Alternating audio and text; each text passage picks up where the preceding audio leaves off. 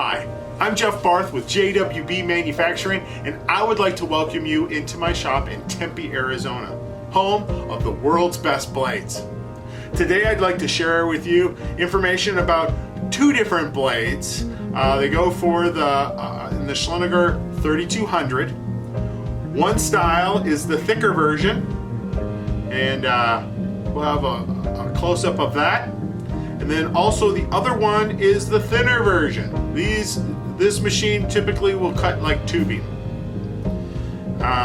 These are made out of A2 tool steel, and we buy those like we do all of our steel. We buy them in 3-foot lengths, cut them down, we square them up so that we can put the holes in these. And then we send them off to get heat treated.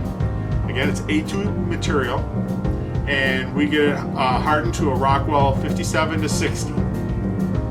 Then once we come back, go through and finish the grinding, the sharpening. This blade here, the thinner blade, has a double-sided on each side, and the thicker one is just one side. And we'll give you a quick close-up on that.